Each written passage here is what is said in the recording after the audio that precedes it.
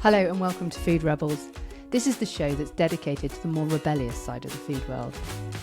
We're all fed up with big corporations making bad decisions for us. It's time that the challenger brands and the little guys shine. Each episode we meet food and drink founders, chefs, or personalities who are changing the food industry today for the better. I'm AJ Sharp. I'm a food and drink judge, public speaker, agency owner. I believe strongly in manifestation and my favourite colour is orange. But professionally, I've spent decades helping ethical and sustainable brands to grow. But Food Rebels is about so much more than that. This is about raising understanding and respect for great tasting, nourishing food and drink. On the show, we meet some really inspiring people. We taste great food and drink live on air, and we peek inside the minds of some of the most influential food experts today. So join us. And if you want to show support for the show and the inspiring guests we have on, the best way is to subscribe, share, and drop a comment below. Hello and welcome. Today on Food Rebels, we're joined by Bruce McMichael, freelance food writer, community builder, and the brains behind the Lemon Grove. We're talking lemons, small food systems, slow food values, and why citrus might be one of the most powerful ingredients in the kitchen. This one is all about curiosity, culture, and choosing flavour in every sense of the word. Welcome, Bruce. Hi, AJ. It's a pleasure to be with you today. You are our citrus expert. Yes. I've been in love with citrus for many, many years since I was a boy, but it's really become me as a person, as a writer, as a community builder over the last, I would say, 7 or 8 years. And it's quite fun. I get people going on holiday to Portugal or Greece, sending me pictures of markets. Down to Seville, people send me pictures of the trees on the street, because that's so thrilling for people who live in the Northern Hemisphere. And I love the way citrus can brighten up our lives. I love that so much. I've been dying to get you on the show for absolutely ages. Ever since I met you and you said, I'm really all about citrus. And you know that moment where you think, what, like lemons and oranges and stuff? That's right. And you were like, yeah, and you gave me this really impassioned talk about how citrus was just so underrated. And ever since I've been thinking, I really want to get you on the show. And nothing better than a delivery arriving a day or so ago, ready for today's show, of kumquats and a beautiful lemon and a blood orange, which we're going to taste in a bit. But I'm so excited that you're here on the show today, and I can't wait for you to educate all of us more about citrus. Fantastic. I mean, I've got a little quote, if I could read, from Virginia Woolf. Please do. And it says, she wrote this in Seville in 1905 in the southern Spain. She says, "I'm amazed that we should live in England, when we might roll in bliss every moment of the day and sit and drink coffee on a balcony, overlooking lemon trees and orange trees, with mountains behind and every sort of colour and shade perpetually changing." So that was written over 100 years ago by the wonderful Virginia Woolf. And I think if you go back in history, not that far really, to the sort of great expeditions of the British aristocracy into Italy in the 18th century, they write a lot about seeing the lemons and the oranges in Amalfi or in Seville, Valencia. And I think those little, like you held up just now, those little rays of sunshine, brightness in our kitchens in the Northern Hemisphere always really do it for people. They really do. And I really understand the excitement of walking out into a garden when you're on holiday somewhere, or like you say, in a kind of village square, and seeing this sort of exotic fruit, beautiful oranges and lemons growing straight out of the trees. It just feels bizarre because we're so much more used to seeing them in trays at a supermarket on a shelf. That's right. We're not used to seeing them on a tree. It's actually quite weird. There's a wonderful book called Driving Over Lemons. I think it's Chris Anderson. He was an ex-musician from Genesis when they really first started back in their school days. And it's based in Andalusia as well. And he moves to this beautifully remote cottage, no running water, no electricity. He and his wife kind of wanted a new life. And the book describes his first journey up this very steep mountain path. And he's like driving around the lemons. They've fallen from the tree because they're so precious to him. Back in the 70s and 80s, they were quite expensive. And so he kind of didn't want to squash them. It's like driving over when you see a sign saying frog crossing in the UK, where there's like during their spawning season. So he just drives over them because there are so many. But it's that kind of thrill for us in the Northern Hemisphere and the Southern Hemisphere that brings in such light and joy into the kitchen. Exactly. And actually, one thing, AJ, I've got this jar here. It's a vase, really. And wow. It cost about, you see a lot of these in Naples and down in Campania. So this vase has got miniature, it's made of pottery, I think, and it's That's got right, ceramic. Miniature lemons, which have been glazed with a beautiful, bright, vibrant, lemon-coloured, orange, yellow glaze, and they're all stuck on the outside, so it's really tactile. You could literally put your fingers between all of the different lemons. You can easily do that. And it cost about €35 a couple of years ago when I was in Italy, and it took me like 2 or 3 days to, should I buy it or not? Can I fit it in my suitcase? But in the end, I did. And when I put it in my lounge in the winter or in the summer, that's the main thing on my table. That lights up the whole room and it gets everybody talking. Beautiful. Visually, that's where we start with lemons. And citrus. They're a wonderful thing. They are a wonderful thing. I mean, can we just go back a little bit into your history, though, and kind of understand this journey of where you've ended up as a citrus expert and lemon lover? But you actually started life in Nairobi, Kenya, didn't you? Yes, I was born there. So we stayed there for a year or so. My father was working for the civil service as a pilot, looking for locusts. And so several of my uncles, he was flyer, he was a pilot. And so I've got several uncles and aunts who all met at that same time. There was obviously something in the water in Nairobi. And so I have one uncle who was the scientist, another uncle who was the operations guy, and my dad was the pilot who did remote missions out into the Somali, Ethiopia, background bush, looking for nesting sites, looking for swarms of locusts. And wow, he met my mum. Well, actually, he asked my uncle, who was waxing lyrical about his own wife, does she have any sisters? And my uncle said, yes, she has 3. So anyway, so my dad turned up in Croydon and Purley, and there was my mum. Wow. And then along came you. Then along came me. Amazing. And how long were you in Nairobi as a child? Just for a year.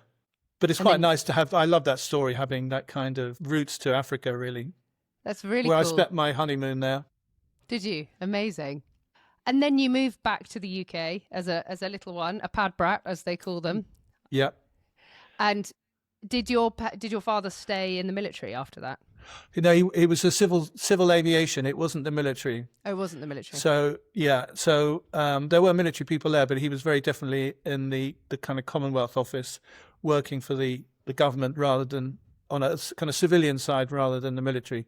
No, he came back and he worked for Shell actually in the end as in the marketing.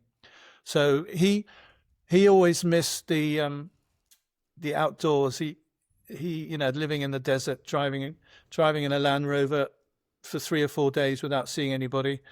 He was a sheep farmer sheep guy in Australia, at Jackaroo.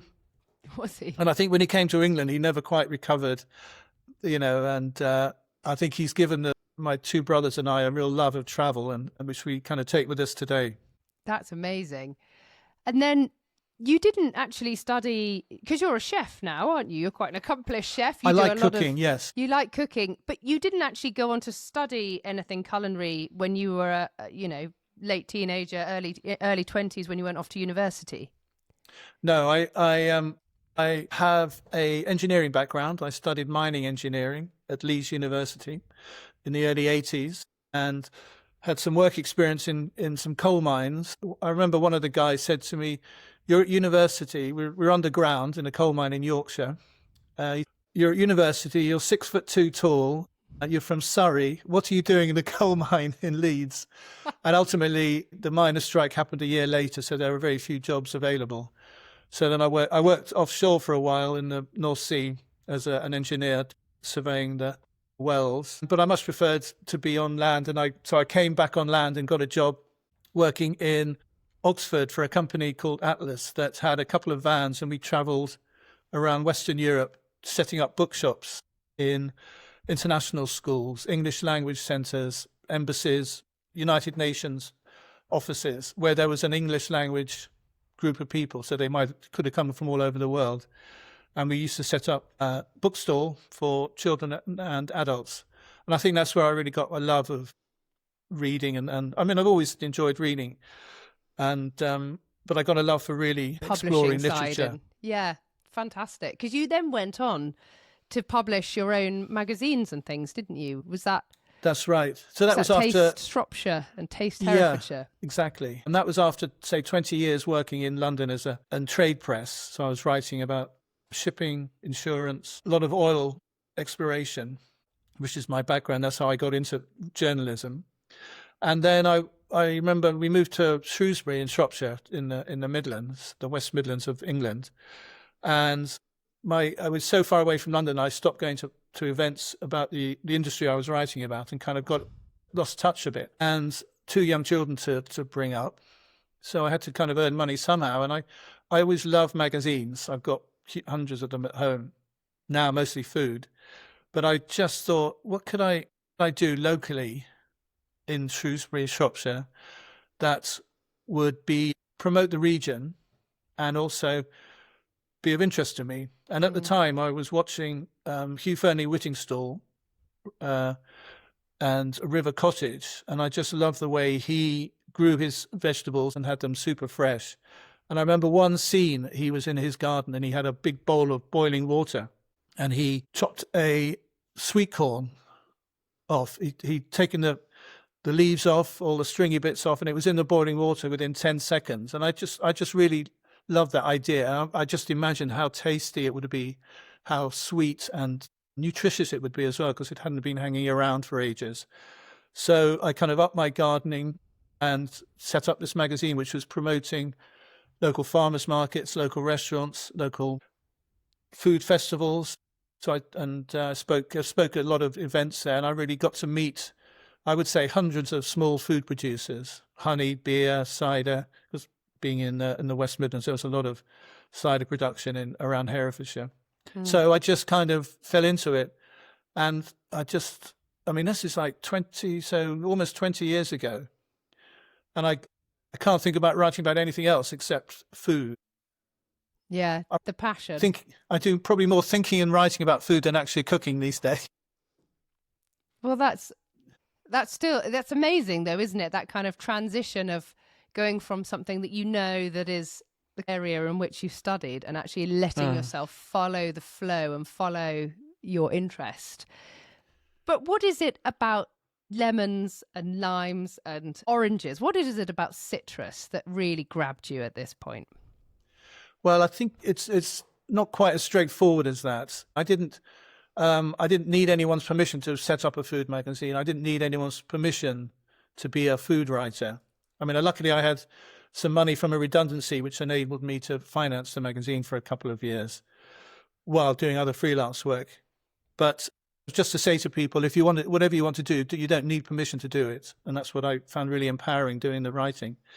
And so I set up several websites over the years trying to work out what I wanted. And I just really loved the idea of living in the south of France, south of Spain, southern Italy. I love the idea of that. So, and I thought if I kind of call my website something connected with that, it'll happen. So then I came up with the name, The Lemon Grove. And then I thought, what am I going to write about? So it was that way round, rather than I love citrus, I'm going to do this, write about citrus. However, I was just thinking about what I could write about, whether it would be travel, so Spain, Italy, France, but there's so many other great writers about that. I thought there's too much competition. I don't speak the languages. And then I just woke up at I remember, I know you said early morning is your favorite time of day. So I woke up, I think it was about 4:00 and thought, if the clue's in the name, lemon. And then I woke up, luckily I remembered the next morning. Anyway, I went through all my cookbooks and lemon and citrus was in everywhere. And there's some beautiful recipes I love, like Claudia Roden's orange and almond cakes, which I make quite a lot. And if you go to anyone's kitchen, there's always a little bowl of lemons and limes and oranges. I think it brings it in. And so I suddenly started writing about it. And as soon as I found that, I just really launched into it. And I loved I'm always eating oranges, making lemonade like my grandma used to make it back in the 60s with slightly less sugar than she used. And so I just feel that lemon citrus it's like a workhorse of the kitchen, but it should be like a thoroughbred of the kitchen. It should be one of the first things you think about when you're cooking. It's true, isn't it? Because lemon is often the squeeze you put over the end, at the end, you put it in because it's a livener. But it's one of those things that you really notice if you don't squeeze it in. And even things like, I recently was sent some HelloFresh recipes to trial and actually found them to be, went down very well with the family. Often the recipes were relatively simple and relatively similar to what I've done in the past. Only squeezing some lime over a curry, for example, just before you dish it up, makes such a difference to the way that dish then performs in your mouth and the way it kind of cuts through the creaminess of the coconut milk or whatever else has been used. It's amazing, isn't it? It really lifts it.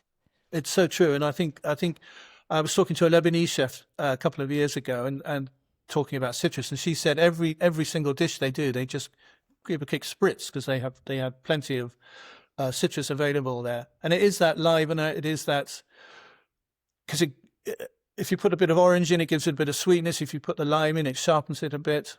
You can use it on meat. You can use it on fish. Is really fantastic because it kind of cuts through the fattiness. And when I say cuts through, that means like it's not cloying in your mouth. It kind of gives it a freshness and a lightness.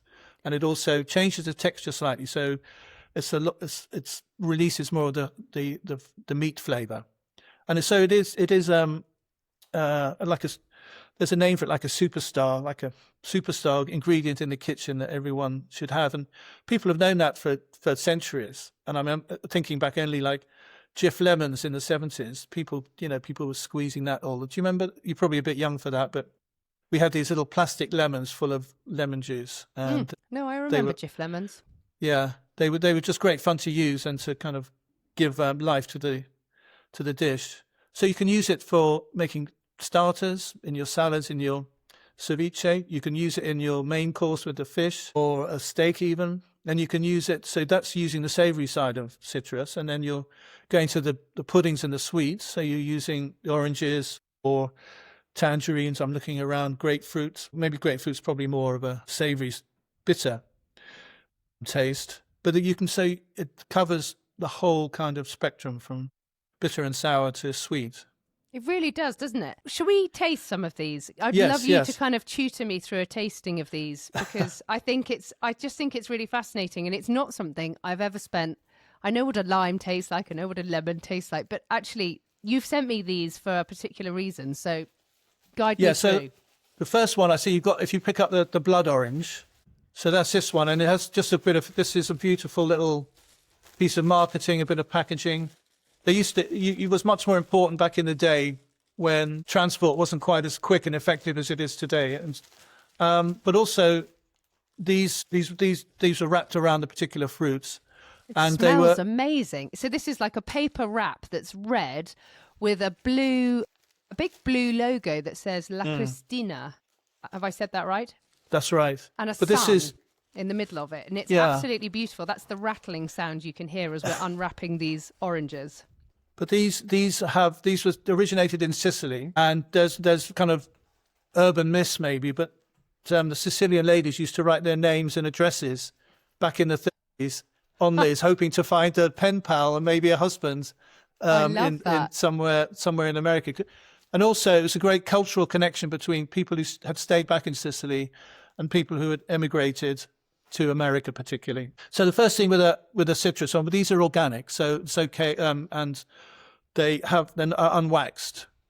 So the first thing to do is to kind of just give it a squeeze and a rasp with your nail, and then just bring out that oiliness. And this is a blood orange. I love a blood orange. It's already, especially when you kind of squeeze it with your fingernail, it's really giving off such a beautiful, rich, sweet orange smell, isn't it? Exactly. And the great thing about blood oranges, I mean, some people call them blush oranges because they feel its blood is it's not quite so kind of suitable for food. It's not very PR. No, that's exactly. I guess it was a PR person who thought of that. Yeah, but when you cut it open, when you cut it open, you never know if you're going to get a lot of red or hardly any red. And that's just a factor of the genetics, but it tastes the same. And blood oranges are quite sweet. They have only a 2-month window. And in Europe, that 2-month window is now. So it's very difficult to find blood oranges from Sicily, southern Italy, southern Spain, outside the season. Wow, I didn't know that. And I think a lot of people in the food world are always talking about seasonality. And I think oranges is one of those things. If you can get a really great orange from this time of year from Europe, where the travel has been quite quick, then they taste the best. If you wait till the summer and you maybe get them from, no disrespect to South Africa, they have wonderful oranges, but it takes that much longer to get to us. Okay. So, and the thing about citrus, you use everything. You can use the peel for candying, for making salt, for making orange sugar. Use the pith making and the peel making marmalade. And you use the flesh for either squeezing to make a juice, squeezing on the food as we've described, or oranges. I remember, again, going back to the 70s, as a schoolboy playing football and rugby, at half time you were always given a quarter orange, and that was just really super refreshing. Yeah. So give it a cut it through. So if you just want to show yours, mine is fairly, little bit of red around the edge. A lot red, but you can see it. You've got a bit of red on the bottom half there. Yeah. But you notice the pith and the peel is quite thin. Yes. But it's a really kind of full of juice. You can feel it. It's like plump. It's very rich, isn't it? Like the smell is, rather than it being sharp, almost like at the top of your nose, it's rich right in the middle. Like it smells fuller than an orange normally smells. Yeah. So these are particularly popular for eating fresh, really, eating as we're going to now as a quarter, juicing. But they're also great in cakes as well. It is making my mouth water, I have to say. The smell is just divine. And the funny thing about citrus, so we're going to cut these into quarters. If you have a ruby grapefruit, for example, you tend to halve that, and then maybe we used to put brown sugar and then grill it under the grill. Did you? You used to grill a grapefruit? Yeah, with brown sugar. Fascinating. I tell you what, it would taste better. I find grapefruit one of the most challenging of all the kind of citrus fruits. Okay, so we're just going to eat it like so this is really sweet, really does make your mouth water. It really kind of brings out that desire to have more. And it's really full of juice. This is other oranges, maybe the navels are called navel because they have literally like a little tummy button at one end, and not because of the military, the navy, because what they look like. That's brilliant. Because the other oranges like Jaffa literally came from Jaffa in Israel, Valencia. They kind of produce well.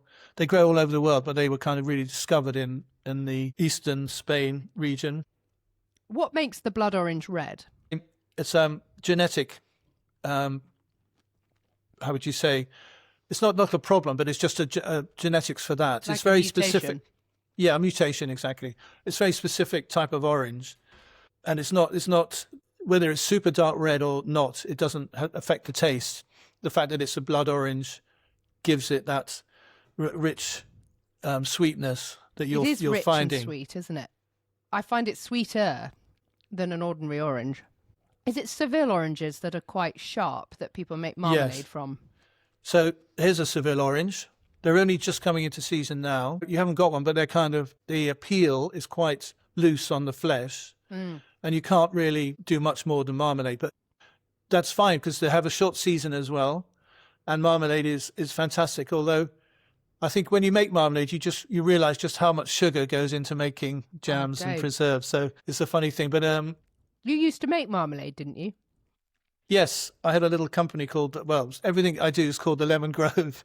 Excellent. And we used to I used to recipe develop with the chef Matthew, and we used to create things like using chili and lime and oranges and grapefruit and make jams that we sold at farmers markets. But I'm ultimately a writer, trying to split myself between too many different things. If you want to do a jam company, you really just have to go all in doing jam. Yeah. I think that's, yeah. So you're enjoying the blood orange then? Yeah, I've eaten half of it already, and I'm about to start on the second half, but we should probably keep going. Okay, what's next then? You've got the kumquats and I've got kumquats and I've got a beautiful lemon with leaves still Okay. attached. The leafy, Just that's the sexiest thing ever. so. Let's do the lemon then. That's from Amalfi. It's on the southwestern coast of Italy. A beautiful kind of near Capri. It's all very glamorous down there, and a lot of these places that grow fruit like this have their own microclimates, which is exactly what Amalfi does. And I can imagine it's glamorous. Like this lemon is Yeah, glamorous. I know. With its leaves still on, it's still just kind of like effortlessly cool, isn't it? that's right. There's the food writer who was talking about when she goes shopping in Sardinia for the lemons. They know the English lady's coming over, so they know to keep the ones with the leaf on. They had it because it looks lovely in your kitchen. It's so sexy. It's so great. So these actually I brought in Borough Market Did you? in London, southeast London, and the Kumquats and the Sevilles. So they have some really fantastic greengrocers there. But you can also order it from companies like Natura and Shrub. They're really good. So you can see the poster here for Menton. That's in the Riviera of France, just right on the border with Italy. And it has a similar microclimate to Amalfi. So it has a beautiful warm sea, the Mediterranean, and then it has a narrow, maybe just a kilometre of, flat land, and then it goes really steeply up into mountains. In fact, Amalfi is only a few hundred yards, and then it climbs up into the hills. And so that the way the winds come over from land and the way they go up over the sea creates this beautifully warm little microclimate that creates these amazing lemons. Amalfi's, I mean, it's a tourist destination, but it's one of those fruits that just the word Amalfi, just kind of like you said, is romantic. But it's used particularly for making limoncello. It's a very popular thing to do. Oh, is it? And Is it quite sweet then? Or is yes, that and just sugar and vodka that does that? it's the sugar and vodka. But there's I'm there's cutting mine in half. I can't wait any longer. No, I'm they just do doing that. it. Yeah. And did you? I mean, just the first cut, it brings up that spray, that oil, all the essential oils. It almost doesn't smell real. Exactly. It's almost yeah. more lemon than lemon. Do you know what I mean? And it's got a Making nice my thick mouth crust. water again. Yeah. It will. I've been to Sorrento and Amalfi, which is the next town, and you can pick them off the tree. And certain ones that you can just bite them, like eat them. These are lemons, Like a lemon, like an Like orange. like an orange, and they're super sweet. You eat the pith and the rind. And again, this is great for candying because it's quite a nice thick crust. It's very beautiful, isn't it? It's very perfect. When you cut it open, all those little segments, all just dancing inwards towards the centre, and that beautiful kind of Very. outline white shadow round the edge. It's stunning, isn't it? And it's kind of quite a harsh taste, but it's not impossible to eat. Oh, I love it. And I think this would be refreshing in a different way to the blood orange. It literally cleans off your teeth, though, doesn't it? You always get that kind of squeaky clean feel in your mouth. Exactly. And you can see this one here has got kind of a lot of green on it because when they're growing on the tree, they're mostly green. And then when they're ripe, they become yellow. But in the West, we're just used to seeing super yellow. If we see citrus that's green, we think it's unripe, but it's not the case. Oh, that's interesting. So you should buy those and just take them home. They'll ripen in the bowl, will they? Yeah, I think so, yes. But not to worry about it if it is green. They're still ready to use. If they're in the shops, they're ready to use. Wow. So what is it? You said earlier about how lemon particularly, but all citrus, does a really good job of cutting through the fat in a dish. How does that work? Is that a kind of gastronomic marvel? It's like if you have, it's an acid. So that's what cuts through the kind of the fat of the cream. It kind of breaks it down. I mean, for some sort of comparison, it's like putting washing up liquid in your bowl, and that kind of breaks down the fat nodules. So similar with the lemon and the orange and the lime. Whatever you do, it's the acid, vitamin C acid, that kind of breaks down the fat, whether it's in a fish or on a piece of steak even, or in butter as well. It kind of cuts through it, breaks it down. It starts to help it dissolve, doesn't it? So the fat modules presumably get smaller, and so it sits better. It sits better on I your mean, mouth. it must be healthier for you. I think citrus is healthy. And of course, there's a whole other story about scurvy and how lemon limes were the fruits that the navies around the world realized would cure scurvy. Although it took the British Navy 200 years before they gave it to their sailors. And it immediately cured them. Nuts. So that's vitamin C. And I know occasionally in this country you get people who have scurvy because they're just not eating enough vitamin C. I thought that had gone out with the... We can all get it if we don't have enough vitamin C. I mean, there's lots of different ways of getting vitamin C through certain vegetables. Yeah. But citrus is one of the highest concentrate of it. So just to confirm, so if you use vinegar as well, that kind of is an acid and that cuts through as well, breaks down the fat modules. Wow. I'm actually just eating this lemon as it is, which is probably a bit weird. And of course, we've talked about food, but it's fantastic in drinks. For honey and lemon, if you've got a cold. Also cocktails, there's endless cocktails with lemon slices, lemon flavouring. Well, this is it. When you said, oh, most people have got a little bowl of lemons and limes in their kitchen, I was thinking that's for the G&T. That's not for cooking. Exactly. And I've just ordered some non-alcoholic spirits from a company. I don't know if I should mention their name, but Go for it. They're called Everleaf. And I tasted it in a bar in London, and I asked the waitress what it was, and I was so taken with it. And it was just really, because it was non-alcoholic, had some sugar syrup and some soda water and a dehydrated slice of blood orange. And it was just delicious. So I've just ordered a couple, or 3 bottles, I should say. I've got to do my unboxing video. Excellent.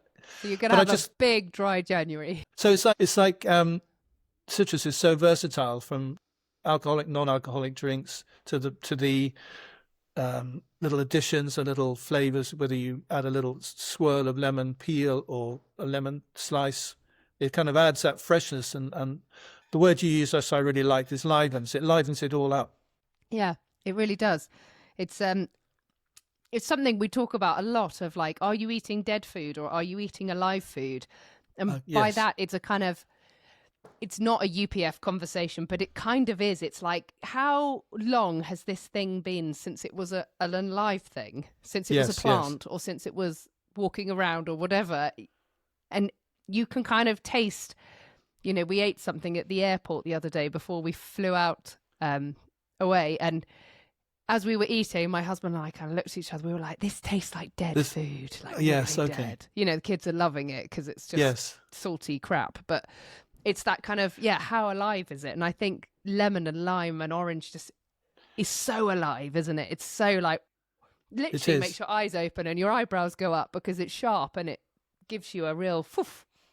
And yes, keep it in the fridge for longer than keeping it on the kitchen counter, and it will last for ages. And I think it has that. I mean, I'm just looking at this, the shininess, the glistening. When you scratch the oil, it does seem alive. It doesn't seem like an apple that's been sitting in a warehouse for like 2 years and under various gases.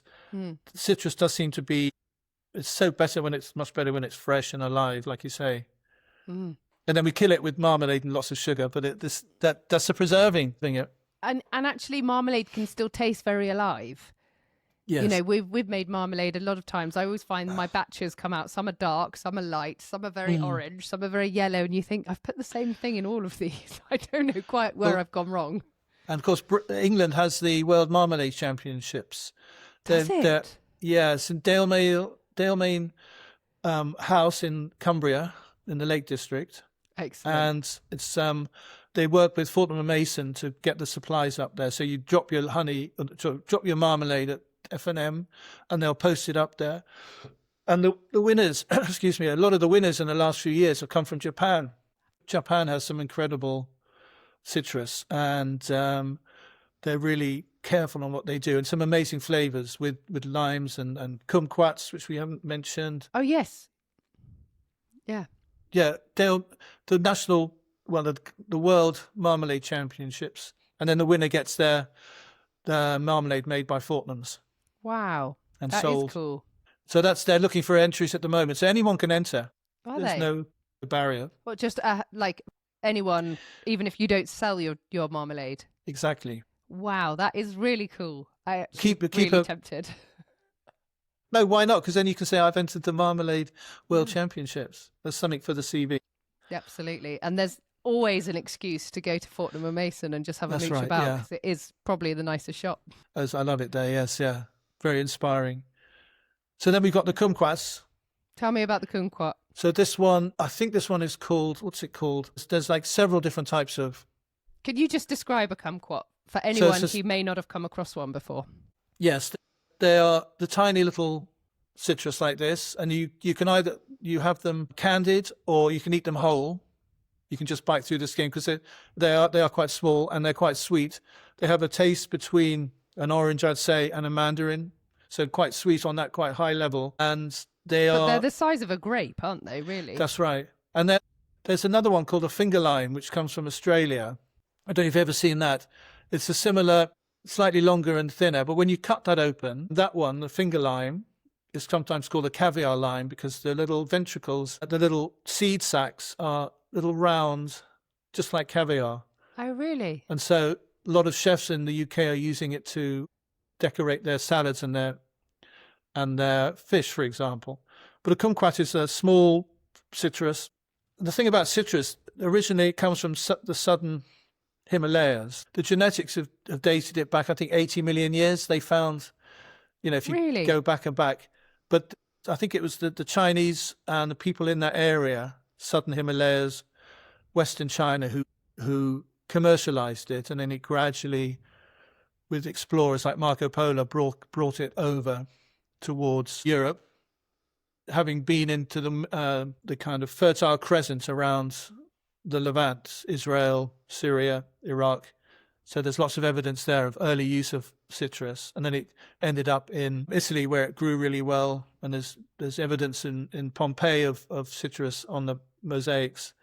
And then it kind of finally went to America where they just went crazy and commercialized it and had thousands and thousands of acres of oranges. Kumquat is so originally there were 4 types of citrus. I think it was the sour orange, the pomelo, which is like a grapefruit, the mandarin, and the cedro, which is like a much bigger lemon than that. And so they all kind of combine, and they're always swapping. They're quite promiscuous, shall we say, citrus. Oh, right. So that you can have a tree, you can graft a top of a mandarin tree onto a rootstock of an orange, and then you can get on one branch you can get oranges, on the next branch you can get lemons. Wow, that's cool. So and a kumquat is just one evolutionary iteration of citrus. So have a bite and see what you think. I mean, it's quite sharp, quite a thick peel, quite a lot of seeds, but a very different flavour to the blood orange. Much more. Did you say like a tangerine or like a clementine sort of? It's that flavour, yes, but not the sweetness. And the bitterness, there's no bitterness in the peel or the pith crunching through that.